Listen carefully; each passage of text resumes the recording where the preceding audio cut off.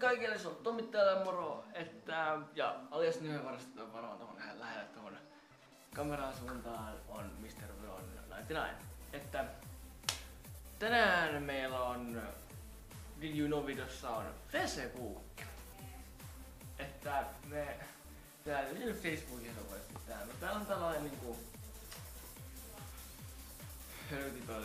tässä Facebook, näin, ja Facebook avulla pidät yhteyttä elämässä ihmisiin. Mä en tiedä, mitä se tarkoittaa sillä, no elämässä ihmisiin, onko joihinkin niinku no. Vaikka varmaan siihen, että jos on rakastunut johonkin tyyppiin ja se on elämässä ihmisiä, niinku. En minä tiedä, multakaan kysykö. Mutta joo, siis se, että jos sä haluat tehdä Facebookin itseäsi, niin eikä sulla pitää olla sähköpostiosoite. Siis jos olet rekisteröity, jos on ilmaista ja aina, että sä pystyt niinku ekana ala etunimen, vaikka isolla vaikka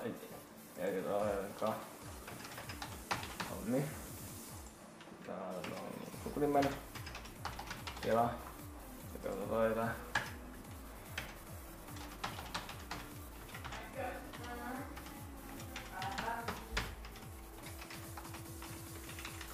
Tommi 3 sitten ja sun pitää kirjoittaa sen uudestaan.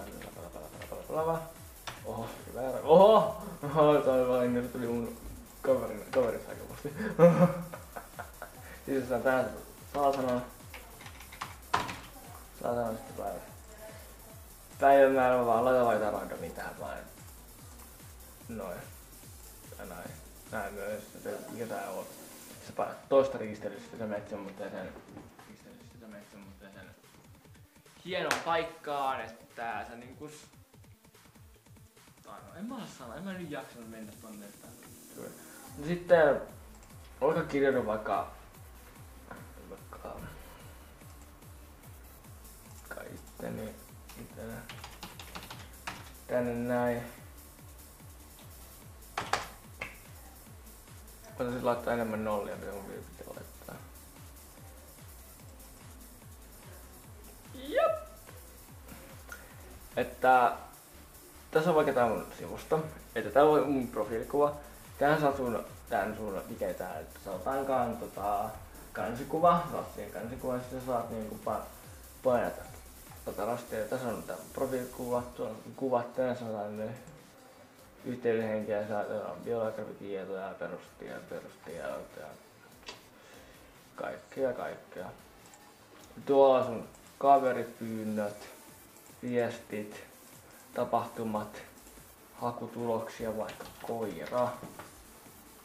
Tulee koiria ja niin edespäin. Sitten tähän tulee niinku uutisasiaa tulee aina.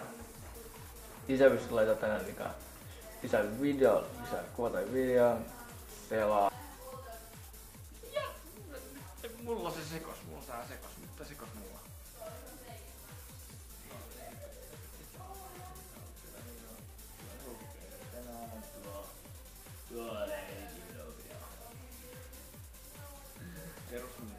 Mutta mä sanon teille kaikille hyvää viikonloppua sinne kaikille, että se oli tämmönen pieni video, että toivottavasti piditte. Oli jostain.